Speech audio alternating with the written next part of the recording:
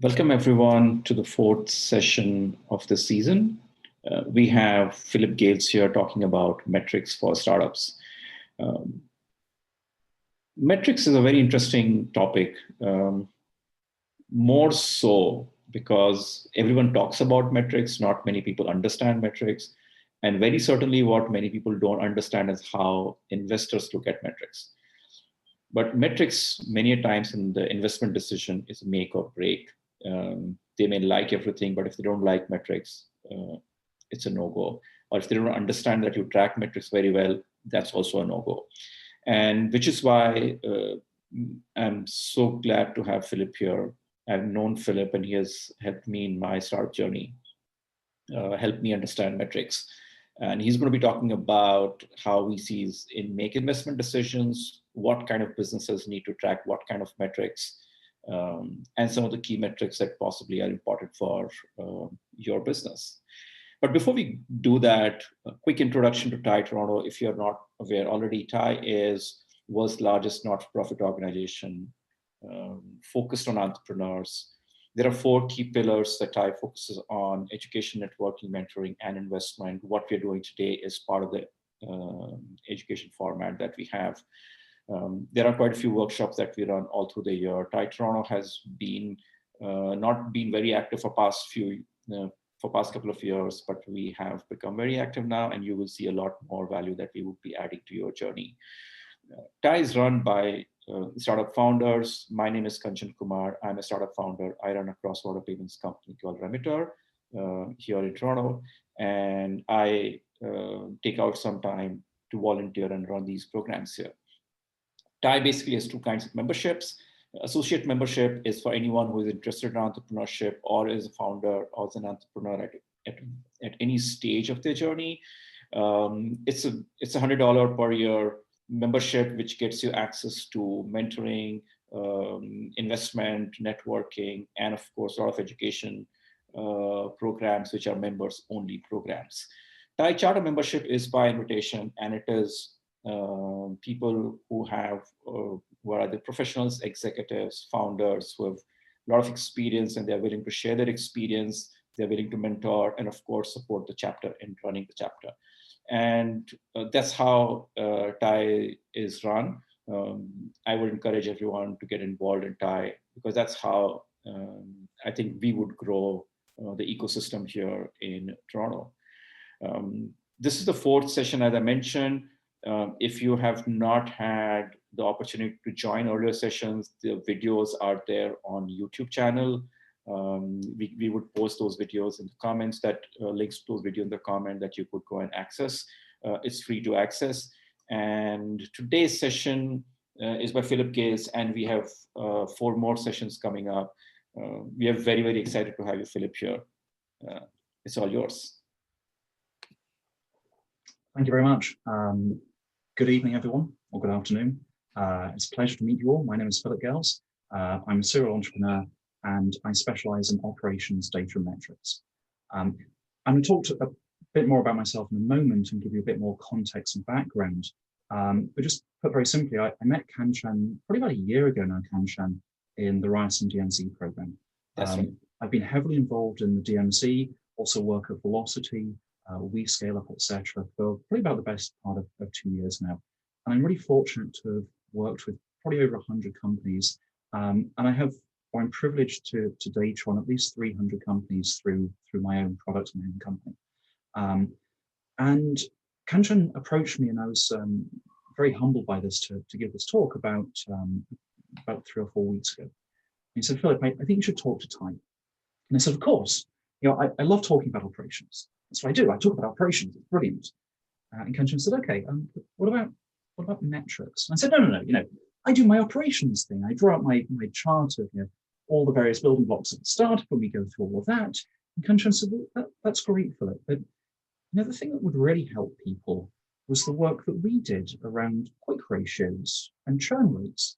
And what the founders and startups we work with really want to know about is how they should be looking at their company through metrics, and particularly what metrics to look at." And so I sort of scratched my head and I went away and I was like, well, first of all, that's not my standard presentation. That sounds like quite a lot of work to do. And secondly, well, I know what marketplace companies should look like. We've got to get supply and demand, and hardware companies, it's all about gross margin, and B2C companies, it's about scaling quickly. And so I sort of scratched my head and thought, well, I can come up with a bucket list of all the metrics you need for companies, all the different businesses and company types you have. I thought, well, that'll be a bloody boring presentation. Like, nobody's going to watch that. It's going to be useless. And so I sat back, and it really made me think about some of the observations I'd made about 3 months ago when I was interviewing for the DMC, and particularly a series of questions I seem to ask with every interview I did. And so, not to jump to the chase, we'll get into the presentation in a moment. I'm going to talk through my own observations of talking to startups about their metrics, and particularly the fact that startups vary a lot, but there's actually a lot of common metrics between them, and specifically common metrics that VCs will look at, that investors need to know, and that you as founders and entrepreneurs need to be looking through. So just before we dive into the presentation, a few notes. Thank you very much to whoever has put a comment on questions and answers. The presentation will take about 45 minutes, and we'll have questions and answers at the end. If you have any questions, please put them in the Q&A. If there are comments like the comment about not being able to hear me, then please put them straight in. And Kanchan, if you notice anything like that, then please raise it. I am going to spend time changing between a PowerPoint presentation, which will be deathly boring, and my own wonderful little whiteboard here. There will be a little bit of interaction. If you can't hear or see anything, then please tell me and keep me updated. But I'm going to dive into startup metrics. So just to give a quick overview, I will introduce myself. And then I have 3 observations based really upon 3 startup theories. And they're around how VCs make investment decisions based on metrics, around growth, and around product market fit. At business school, I was always encouraged to be a really critical consumer of business theory. And I think that's really, really important these days. It's far too easy to write a blog post or a Medium article or to talk somewhere when you know absolutely nothing. It's also far too easy to take a complicated concept and distill it down to something super simplistic and superfluous that doesn't actually make sense. And so I really encourage you always to be critical of what you're hearing, who you're hearing it from, what experience they have, and how applicable it is. And so I'm going to present 3 theories to you, which we'll talk through. One is a theory or observation I've come up with. One is a theory and observation from Mark Andreessen, from Andreessen Horowitz, and one is a couple of theories from Brian Balfour. And we'll talk about those, and particularly how they apply to metrics and how they can apply to your company. And then we'll wrap that up into a set of takeaways, and then we'll have some time at the end for Q&A. So by way of background, I am a serial entrepreneur. I specialize in operations data and metrics, and particularly machine learning. I have a master's in electrical engineering from the University of Cambridge. My master's thesis was around applying neural networks to stock prices and trying to optimize portfolios. I started a few companies, most notably Drilling Analytics, or Y Combinator winter 2015 batch, and we trained a neural network on data from 50,000 oil wells to optimize where to drill, how to drill them, and how much oil we produced. I also spent time working with a few other companies on my own, so example, VP of operations at Chef Hero. And that was where I got introduced to a lot of the data concepts I'm going to present to you. A lot of this work builds on the work of Jonathan Hsu from Social Capital and more recently Tribe Capital. I will give you some links for more reading at the end, but his understanding and analysis of startups is amazing. And I'm basically standing on the shoulders of him as a giant and regurgitating a lot of that, and particularly regurgitating that into my current company, which is Inate.ai, and we are effectively an AI VC analyst. The tagline is, if you connect your data via API, you can get funding, because we will ingest your data, create a VC due diligence report that you can share with VCs or you can use to raise funding, and it basically does the entire due diligence process for you. I'm also blessed with a beautiful, now 2-year-old daughter.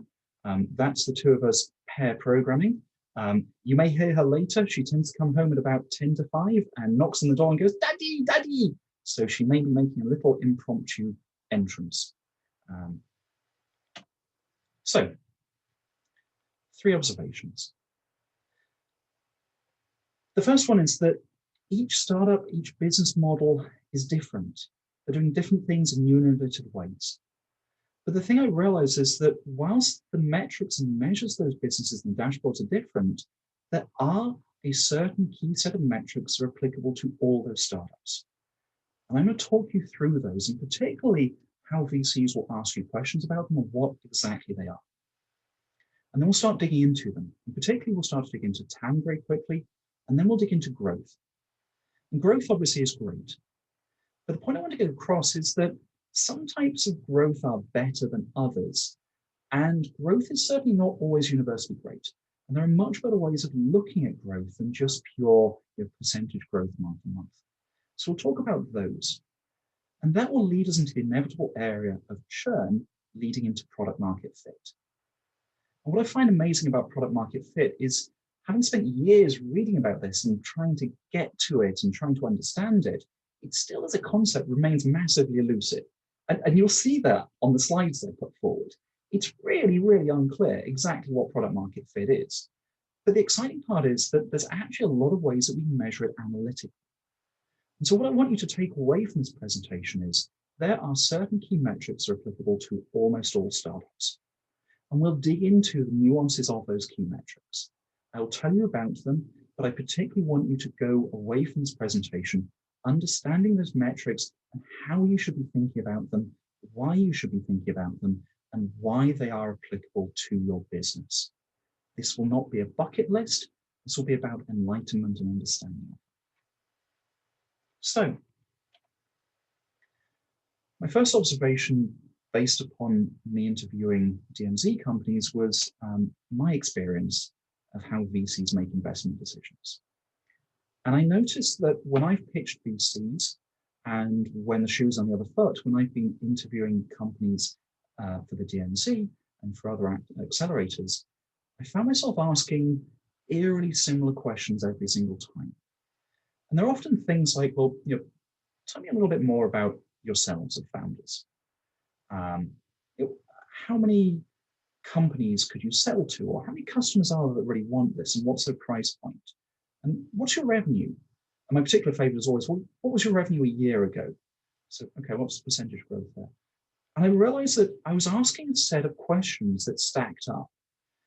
And it reminded me of the sociology theory of Maslow's hierarchy of needs. Now, I was hoping to find a really, really neat, fun little cartoon to explain Maslow's hierarchy of needs. I always try and explain it as fundamentally, you might look at a beautiful piece of Renaissance art, but if you're starving in a war-torn country whilst looking at it and you have no home, then it doesn't really matter. What matters is you're starving. I couldn't find a good cartoon that explains that. Weirdly, war, Renaissance art, starving cartoon doesn't mix together. So the best I could find, unfortunately, was this. And what Maslow's hierarchy of needs says is that for humans, there are certain core needs that need to be fulfilled before you can achieve higher levels of needs. So you need to be physically safe. You need food, water, and shelter. You then need to be secure and feel stable. Then you really want belonging. Then you want to achieve mastery at things. And then you want to be creative and fulfilled. And unfortunately, if you don't cover the lower bases of those, then you can't proceed upwards. So if you don't have a house over your head, you might be a beautiful painter, but you'll never be an amazing painter because you are desperately in need of a house over your head. Or if you're in an unstable environment, it doesn't matter how talented you are, that lack of stability will always undermine you. Or put it in the simple way, if you don't have battery, then your iPad doesn't really matter. And you might have battery and you can play some games, but really you want Wi-Fi. So you need to address these fundamental lower needs before you can move up the pyramid.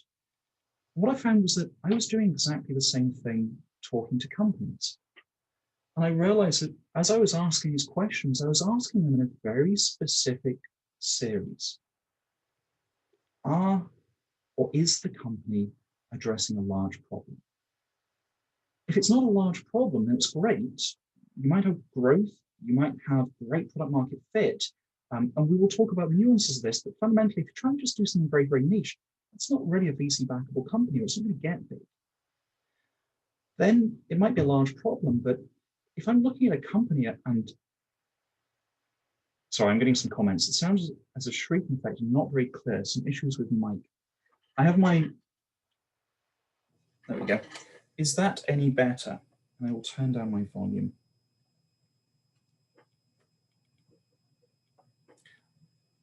Okay, thank you very much for raising that. My apologies.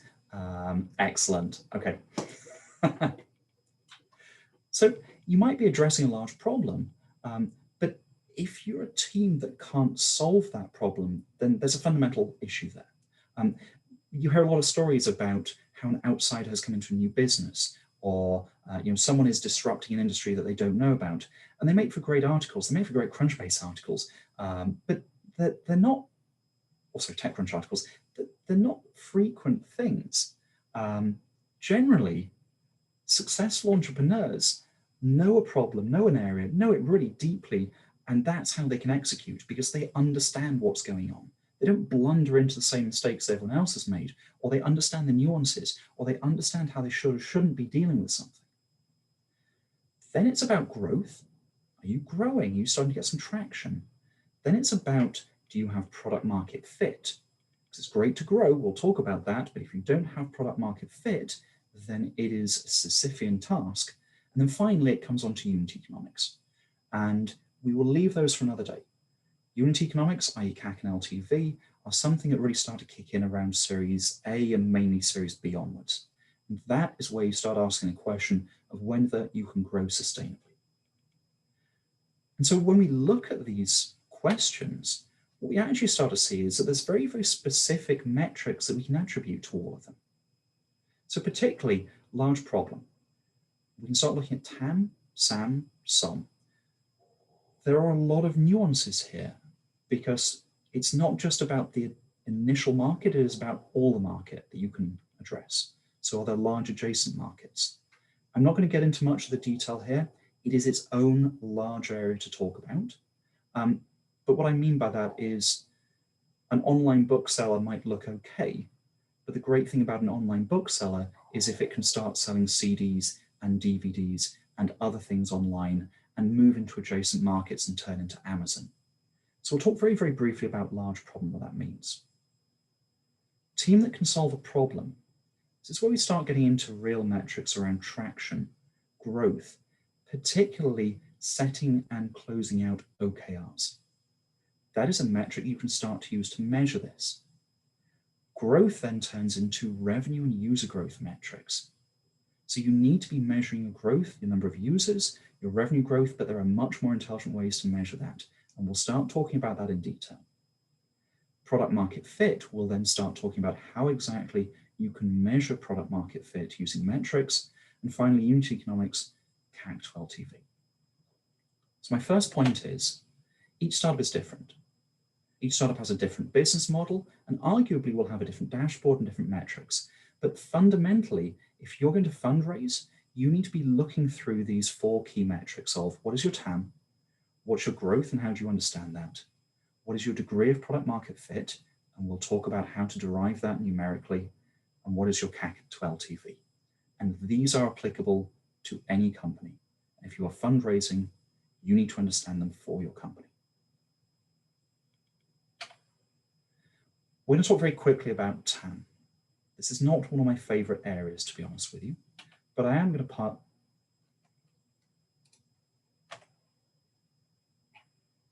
My apologies.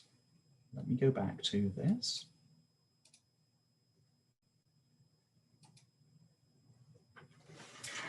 I'm going to steal a comment that I use frequently from Brian Balfour.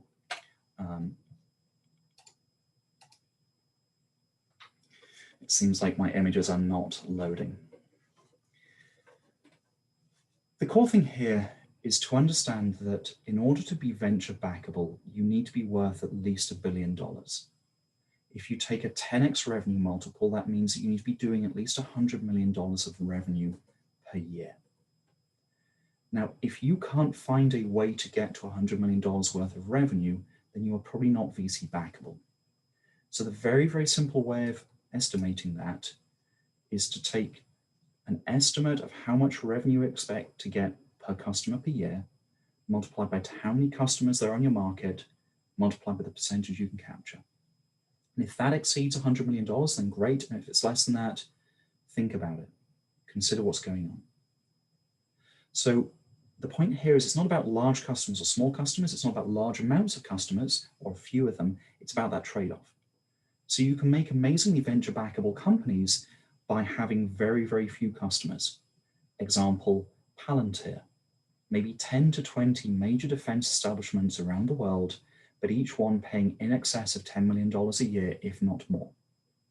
So 10 to 20 of them at, say, $20 million a year, you can quite quickly get to $200 million in revenue. The flip side is you can also make a business through a very, very small amount of revenue. So WhatsApp, $1 per year. There are 7 billion people in the world.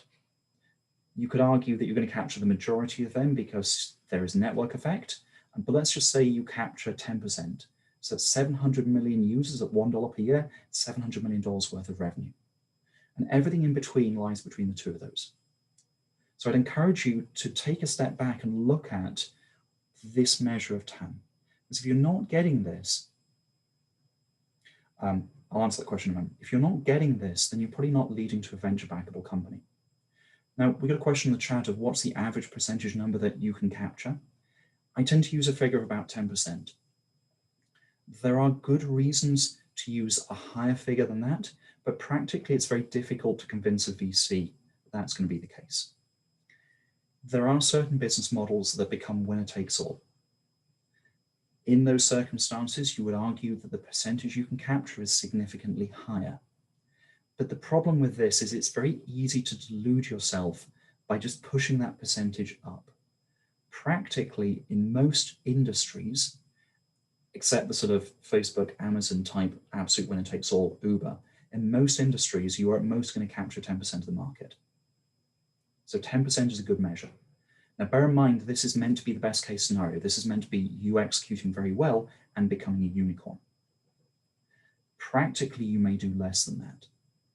But if you can't get to this with a moderate amount with a moderate percentage of capture, then you do not have a venture backable company.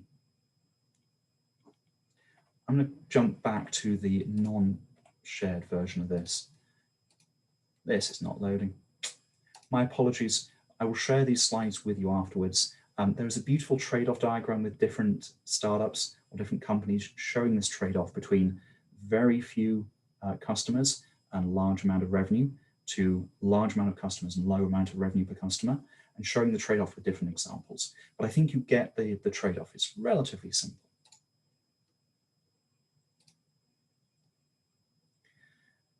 Once we have TAM as that bottom building block, the next is we need growth.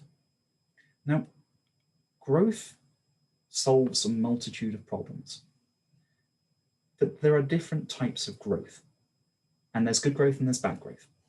And I'm just going to stop sharing for a moment, and I'll tell you what I mean by that. So, I hope you can all see my wonderful high-tech whiteboard here.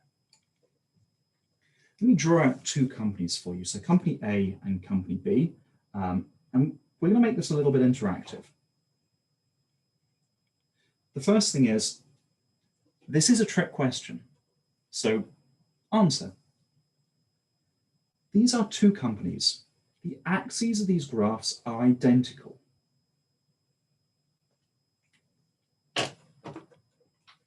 This is the number of active users for company A. This is the number of active users for company B. These lines are identical. So Growth looks great, right? Feel free to shout out on the Q&A, which is the better company, A or B? Well, it's a trick question. The graph is identical. The axes are identical.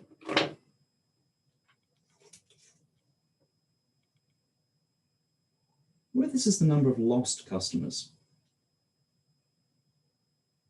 And this is the number of lost customers. Same graph I showed you. But now which is the better company? A or B? Yeah. Don't overthink it. Oh, I don't know people's names, but somebody is saying B. There's a good reason for that. Right. The trick question, the simple answer is A is the better company. There is reasoning actually for B. The reason to say A is losing fewer customers. This is the number of lost customers. This is the number of active customers. It is losing far fewer customers. It is retaining its customers much better, and it is in a much more stable position to grow.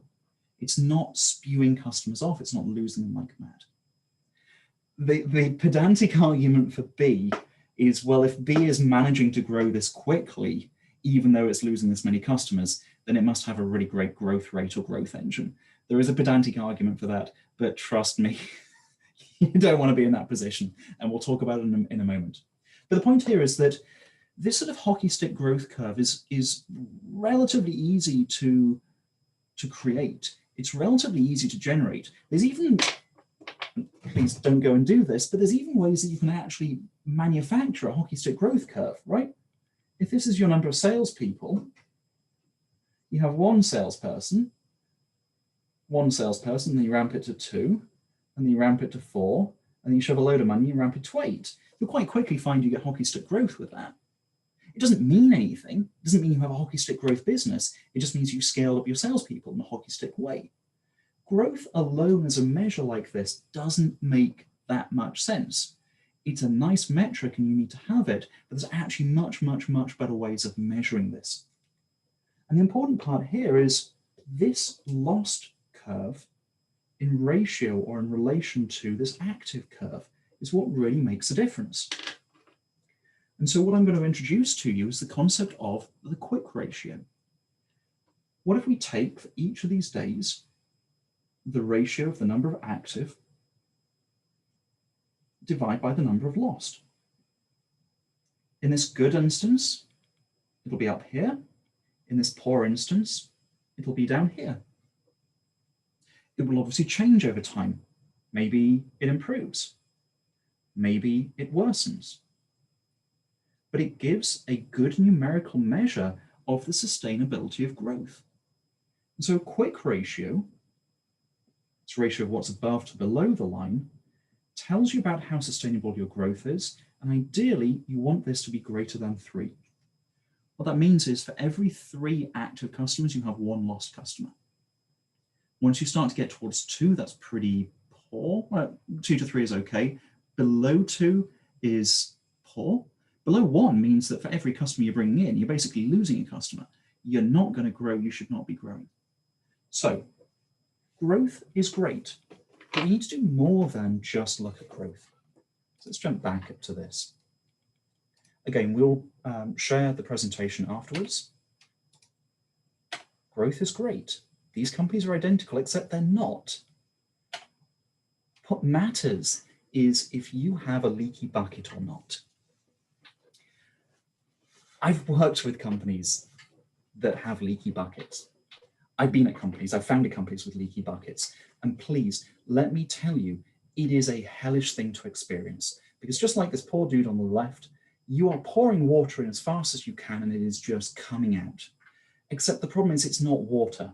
It's blood, sweat, tears, VC dollars, frustration, salespeople, marketing efforts. It's everything you're doing.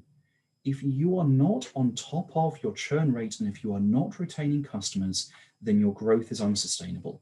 And if you try and grow in that circumstance, you are really, truly fucked.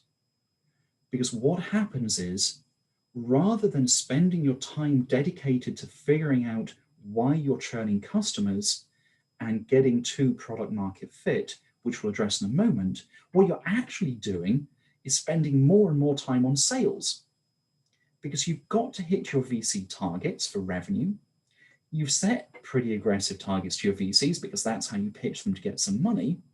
And suddenly your revenue is tanking because you're losing all these customers. So to make up for that, to hit the targets, you have to shove more customers in the top, which then means that more resources have to go to sales. So there are less resources to work out why the hell you're losing customers. And you now have more customers to dedicate efforts to, customer support, etc. More customers that are unhappy, taking up resources. And if you realize you have a product market fit issue, you have less capability to change your product because you've got more burden overhead of larger, more complex systems, more diverse customer use cases, and just more people to deploy your product or your solution to. So you need to understand your user quick ratio. Growth is not just growth. Growth needs to occur when you have a non-leaky bucket, and that it needs to occur when your growth can be sustainable. One of the best and easiest ways of measuring this is to consider your lost users, and by the way, also consider your lost revenue, and calculate your quick ratio. If your quick ratio is above 3, then it is excellent. That is highly sustainable growth. If it's getting below 2, that's pretty poor. And if it's below 1, you shouldn't be doing anything. If you're in that lower area, you need to figure out what is going on with your product because your churn rate is too high. And if you try and scale at this point in time, you are just scaling a leaky bucket and you will fail. So growth is great. And you can all make a nice hockey stick curve. But if you're going to be successful, it has to be sustainable, which means you need low churn and a high quick ratio. And of course, that leads into the interesting area of product market fit. Because if you have product market fit, you probably have low churn. And if you don't have product market fit, you probably have high churn. So, product market fit. The only thing that matters is getting to product market fit. Mark Andreessen. I totally agree with this, by the way. Because if you don't have product market fit and you're trying to scale your company, you've got a leaky bucket and you'll fail. You need to do everything you can to get to product market fit and to make sure you've got product market fit, and then you should be trying to scale, not before that. But here's the problem. What is product market fit? Well, thankfully, Mark Andreessen outlines it. Well, if you've got it, you've got it, and you know you've got it. And if you don't have it, then you know you don't have it. I'm not even going to read the rest of that. I will let you read the article. It is brilliant. But frankly, it's really, really difficult to summarize what product market fit really is and how you know if you've got it. So that actually leaves most entrepreneurs floating around going, well, like, I'm not drinking from a fire hose, but I've got some customers that seem to like what I'm doing. Do I? Don't I? Do I? Like, and so this is where I actually turn to another great author and great person to read from, and that's Brian Balfour. And what Brian talks about is different ways to measure product market fit. And he really buckets into 3 areas, and we're going to focus mostly on the latter of those. But the first one is, do you have some sort of leading indicator that shows that via surveys? The great question to ask your customers is, what would you do if you didn't have my product? Like, would you be okay? Would you be happy? Would you just use a competitor? Would you be disappointed? Would you be really pissed off? Would it be impossible to do your work? You can also do things like NPS surveys. You've got to work out if people really love your product. You can also start diving into engagement data. This is an amazing area to dive into, but it's, in terms of data and metrics, really quite complex. You want to be finding leading indicators of you want to be finding measures of the things that indicate a user is excited by your product, engaged by your product, using it, versus those things that mean that they're not. Generally, people doing more things on your product is good, and when they stop doing as many things, that's bad. But that's a gross generalization, right? I've been using LinkedIn for years. I don't check my own LinkedIn profile particularly often. If you were to say, well, people not checking their LinkedIn profile must be a bad thing because it means they're interacting less with LinkedIn, you'd be fundamentally wrong. Actually, the great thing about LinkedIn is I update it when it needs to be updated. It stays pretty static for months, and I'm happy and I trust it, and it generates great value for me. So leading indicator engagement data is kind of complicated. You will really dig into interactions, track people's movements, track what they're clicking on, track where they go to, and really get into the psyche of one of your customers. And that's great, and there's a lot of work that can be done there. But frankly, my preferred means of measuring product market fit is to start looking at your retention curves. So let's talk about that. I'm once again going to jump to my absolutely wonderful little whiteboard. And we're going to draw out, sorry, I'm hitting this. What I want to look at is retention of customers. Because if you have product market fit, your customers will want to keep using your product and they will stay around. And they'll stay around pretty regardless of how crappy it is or how many bugs there are, because they really want and need it. If you don't have product market fit, then customers will go to a competitor, or they'll find other ways of doing it, or they'll just get by not doing it. And so fundamentally, we want to look at retention. We're not going to look at retention as a monthly thing. What we're going to do is to flip it around to days or time since sign up or first interaction. What we want to look at is percentage of users or customers that are still active. So this is going to be 100%, 50%, 25%. And so at time 0, 100% of your customers are active because they've all literally just started, they've signed up. And then as time goes by, users have been on your platform for a month, or it's 2 months in and they're making another transfer via remitter, or it's 3 months into the monthly contract and they say, you know what, I don't use this that much, I'm just going to cancel it. A certain percentage of your customers will start to churn. And theory suggests this is somewhat logarithmic. After a month, say 75% of your customers are still active, and 2 months since they first sign up, maybe 50%, and so on. There's a certain percentage, and each month a certain percentage churn. But this suggests that your customers just keep churning over time, regardless of who they are, of how long they've been using your product. There's just a certain amount that churn. And frankly, that actually sounds like poor product market fit. Product market fit looks like customers hanging around because they love your product. And that actually looks somewhat more like this.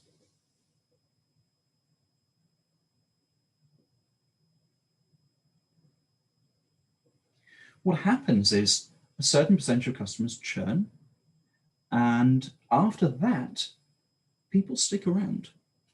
The defining characteristic of product market fit is that people stick around using your product. So this churn curve, or this retention curve, flattens. Now, this is great, you might say, but what's happened with this initial, whatever it is, 40% of users? Well, these are all users that have churned within, say, the first month of using your product. That probably means that either they just weren't the right customer, or it means that your product isn't solving their need immediately, or they've been missold, or expectations are wrong, or they've been onboarded incorrectly. This generally is an indication of sales or marketing targeting problem. You are trying to sell to the wrong customer. You convince them to buy, they put their credit card in or they transacted, they did it once and they haven't after that, or they churned after a few months. What matters here is that for a certain percentage, in this case, say 60% of your customers, you have product market fit. Going back to Mark Andreessen's point, what matters here is getting to product market fit. And so any day, I would take a curve that looks like that over this. Because what this tells me is you're going after the wrong people in 90% of your cases, but in 10% of your cases, you have a block of dedicated users with whom you have product market fit. And that's an easy problem to solve. So what you need to do is to cohort those users, understand who they are, understand how you target them, understand what their use cases are, and just target them and ignore this 90%. In this red case, that's a really difficult problem because that's not product market fit. You've got to work out what the use cases are, why people want your product, how it's differentiated, what is going on, and you don't know with whom. So this analysis of churn curves or retention curves is a great way of understanding if you have product market fit. If you can slice this data or cohort this data by different cohorts, by different users, by different groups, geographies, businesses, business types, etc., then you can start to figure out where you have product market fit and where you don't. And then you can use that to double down on the ideal customer or the customers that have product market fit and those that don't. But fundamentally, what you need to be heading towards is a core group of users who do not churn, because that is the definition of product market fit, and that looks like this green curve. It says, so I've got a quick question. Do we need to work on different use cases for finding the right product market fit? That gets into the question of cohorting. I tend to take most problems around data and metrics as something to triage. So I would always just start with big blocks of data, everything at the macro level, just bucket everything into one and work it out for everyone. And then if you have a problem, then well, great, you need to do more work. If you don't have a problem, then brilliant. Then start to break it down by the obvious blocks. So things like, when did users sign up? Or what do we know about those users? Or how can we cohort them? What are the different use cases? And then dig in from there. So the correct answer is, if use cases really matter, then absolutely, you need to cohort by those and you need to look at them in different ways. If, for example, you have a product that's used by small and medium-sized businesses and by enterprises, and they're fundamentally different, one is paying $1,000 a year, the other is paying $100,000 a year, then you need to look at those as completely different things.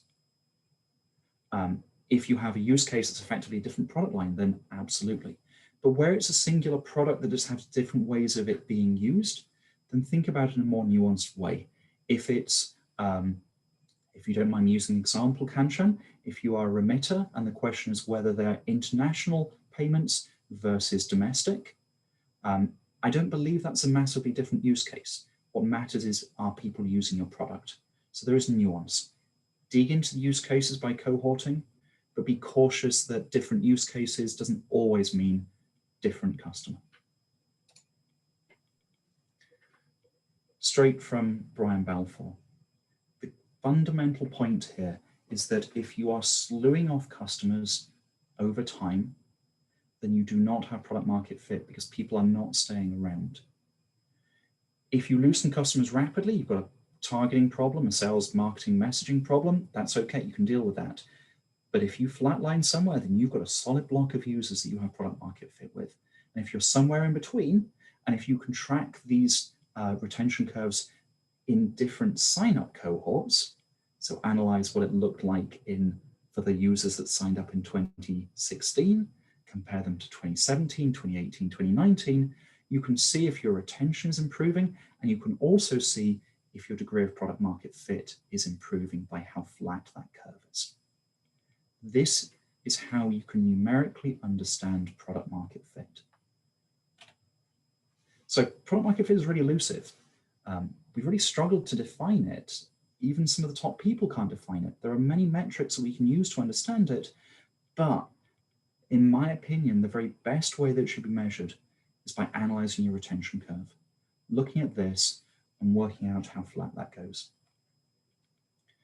So question on the chat, how long does it take to determine product market fit? What's the average? It really depends upon the churn rate of your customers, how long your contracts are, and how many customers you have.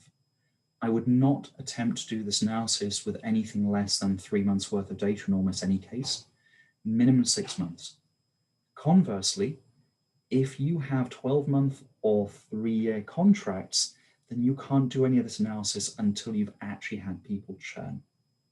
So the question is, it varies by business model, by company, but in general, for most B2B, most SMB, most B2C companies, any situation in which you have individual payments or monthly payments or anything where you don't get tied into an annual contract, really you need at least 6 months worth of data for an individual cohort before you can start to see the curve. And then to compare between cohorts, you'll obviously need subsequent data. So minimum 6 months worth of revenue. So over here, Philip, if I may add, it's about how do you define Sorry, churn? Kanchan, my apologies. I didn't catch the start of that because my volume is down. Yeah, okay. I was just saying that, just if I may add, this is also about how do you define churn? When do you define the customer as churn before we can arrive at this retention curve, right? Yes. Defining when someone's churn is a really interesting question these days. 20 years ago, it was super simple. 10 years ago, it was super simple. Most business models were sort of SaaS subscription, $100 a month accounting software, for example. And so you could tell if someone had churned because they would have canceled their subscription. What becomes really interesting is that a lot of business models don't look like that these days. You know, we're talking about Ubers, Airbnbs, Just Eats, etc., where you actually get, for example, remitter, payment transfers that don't occur every single month at the end of the month because it's a monthly thing. They occur at different times with different frequencies and different amounts, or travel via Uber where maybe I use Uber twice this weekend and I don't use it for a week, and then I use it once, and then 3 weeks later I use it. That definition of how someone, or if someone is active, becomes more complicated when they're not tied into a single contract. And so then you have to start making assumptions around, given that this thing happened X period of time ago, or given that there was this interaction, do we think they're still active or not? We had this problem in Chef Hero because we had customers that would purchase lettuce from us, as in lettuce, tomatoes, cucumbers, and we also had customers that would purchase tissues, napkins, etc. Lettuce spoils. It goes moldy in 2 or 3 days. So if you're a restaurant that ordered lettuce and 4 days had passed since your last order, then there was probably something wrong, and you probably actually turned to a different produce vendor to get your produce from. So that was probably a churn customer. Conversely, paper towels sit on a shelf for years. And so this type of good is called dry goods. So some restaurants would only buy dry goods from us, and if they hadn't ordered in 4 weeks, that was probably still totally okay. So suddenly there's a nuance in here around what is an active customer. Because an active customer may vary depending on who they are, what they're doing, what their interactions with your product are, and what the use case is. In general, sort of monthly active user or active or done something the last 30 days tends to work quite well. But I've also seen companies where that has to be down to 7 days or even 1 day. I've also seen companies where one interaction every 6 months might still mean the customer is active. And again, that compounds into, if it takes 6 months for them to churn, and you then need at least 6 months worth of data for this, then you're talking 12 months worth of data plus.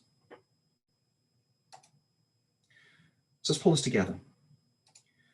The big takeaways are that companies really vary and their metrics will really vary and they'll all be different. But at the end of the day, there's certain questions and certain things that you need to build up in terms of confidence in the minds of your investors and your VCs. And you need to build them up in that order of, is this a large problem? Can they execute upon it? Are they growing? Are they growing sustainably? Do they have product market fit and unit economics? So almost regardless of who you are or what your company is doing, the metrics you really need to be thinking about and understanding are your TAM, your growth rate, quick ratios, and how you measure product market fit.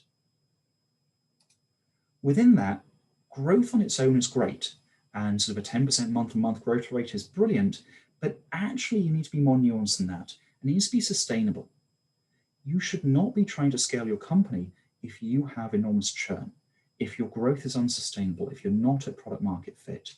And so this is where growth needs to be sustainable and you need to be measuring and clearly looking at churn rates, quick ratios, etc. So look at churn, look at your use quick ratio, look at your revenue quick ratio, and start measuring product market fit. And that gets us onto the question of product market fit being elusive. Yes, it is, but there are actually some really great analytical ways that we can look at a company and say this company does or does not have product market fit. And that is by analyzing the retention curve. I know that's a lot of data and a lot of information. Do we have any questions on that? Or are there any areas that you would like me to cover or talk more about?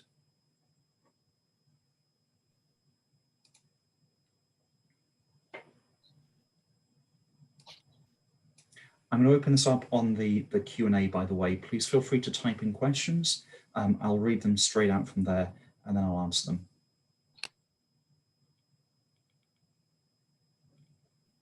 So there's an open question about hardware innovation. Yeah. Yes. So I'm going to answer the question about explain LTV. That unfortunately, and I don't want to tease you with other stuff, is a whole other area. The ratio of customer acquisition cost to customer lifetime value is enormously important for how scalable your business is. Basically, what you're saying is, I'm going to spend some money to acquire some customers. Those customers are going to be worth a certain amount of money over time, and I need to make back more than I put in and more to support my company. In general, the rule of thumb is that you want a ratio of 1 to greater than 3 for customer acquisition cost to lifetime value. But that is a gross oversimplification of an enormous area. I'm going to leave you with some resources. I have a number of blog articles on CAC and LTV specifically, as does Jonathan Hsu. And I'd be very happy to talk to you in person or another event on CAC and LTV. But another question of what would VCs measure for pre-revenue, pre-launch startup? That is going back to illustrating traction. Now, the very, very best way of illustrating traction, obviously, is to have revenue and users.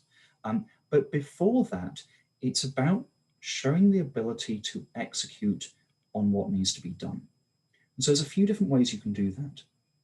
One of my very favorites, and this is something that the University of Toronto Creative Destruction Lab, the CDL, really focuses on, is the ability to set clear OKRs and close them out. And those OKRs ideally are sort of within a 6-ish, maybe 4 to 8 week period. That's quite a short period, by the way, for OKRs. And the reason for that is, as a company, you need to be moving quickly if you're in a pre-revenue phase. You need to be iterating rapidly and understanding what's going on. There are no correct OKRs. What matters is that you are understanding the problem area that you're in and that you're learning rapidly. And that ability to rapidly learn and understand and iterate towards something, so this is iterating towards something, is the most important thing. Traction metrics at a pre-revenue stage can fall into great areas of number of people that have signed up for a pilot, pre-sales, LOIs, commitments, binding and or non-binding. A letter of intent, an LOI does not have to be does not have to be a full commitment in any way. But what you need to find is indications, A, that people are willing to use and buy this product or this service or whatever that you have, and B, that you can actually convince them to. And so things like LOIs, things like commitments, things like pre-sign-ups, or even just the simplicity of things like surveys of how many people have this pain point are good ways of showing that. But it's got to be the ability to actually execute on this problem, to get things done, and to actually get people to sign up for it. Got a question on how important is it to understand the competitors? Almost all VC pitch decks will need to have competitive analysis in them. I personally don't believe you should be interested in your competitors at all. Very, very few companies go under because of a competitor.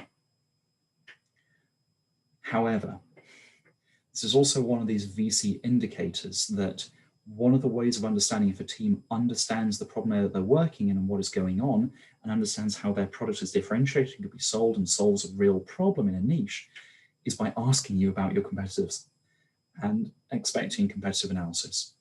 So there's two very, very different responses there.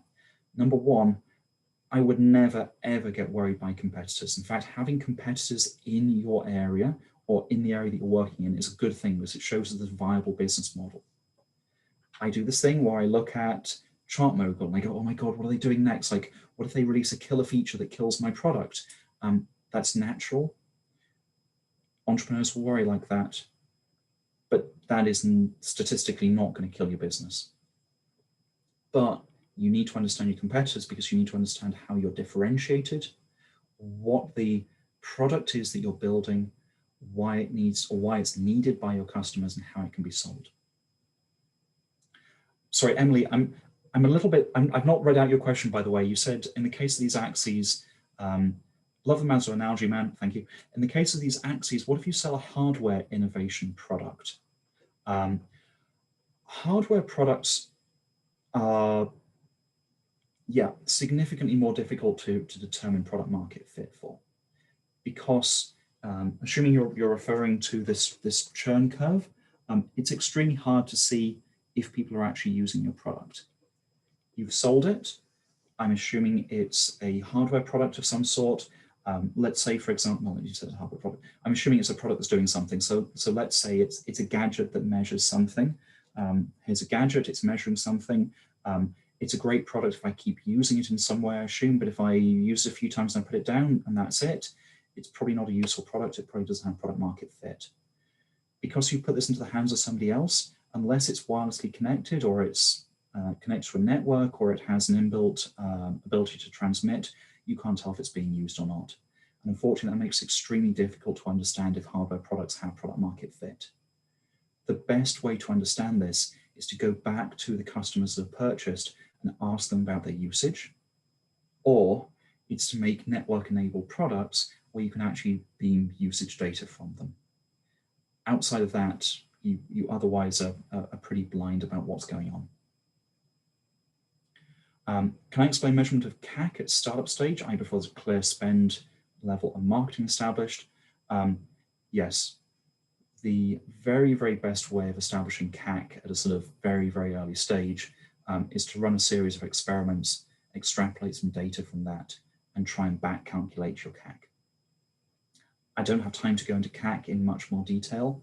Again, I've got a few articles on that on my blog, and I'll reference those. I'm very happy, by the way, Kanchan, if I'm invited back to talk more about CAC and LTV as a separate subject. But at the very, very earliest stages, the best thing you can do is to make the clearest, most conservative assumptions around things like conversion rate, cost per click, number of calls, for example, required to get a lead, number of demos required to get an active customer, and then back calculate those figures. It is difficult to do. It's very, very easy to be thrown or biased by those assumptions, but use reasonable assumptions. Finally, my apologies for using acronyms, and this will have to be the last question. What's an OKR? My apologies. Objectives and key results. It is an objective setting framework that is used by most large tech companies, My wife works at Google. She talks all the time about OKRs. It's a combination of an objective, which should be some inspiring, exciting, driving thing that you want to do, with a key result, which is a very, very clear, accountable, time-limited, metric-based measure. So it should be a combination of inspiring, exciting, plant the flag, go, rally, get this thing, with accountability, numbers, measurement. And it makes for a good way of measuring progress very, very clearly. I'm going to flip back to my presentation very quickly. This will be shared with you. These are a number of recommended resources that I highly recommend you read. My absolute favorite is The Diligence at Social Capital by Jonathan Hsu. Jonathan is A, an amazing VC, B, incredibly skilled at understanding startups that just blows way past my ability to do that, and is the basis of a lot of the stuff I do.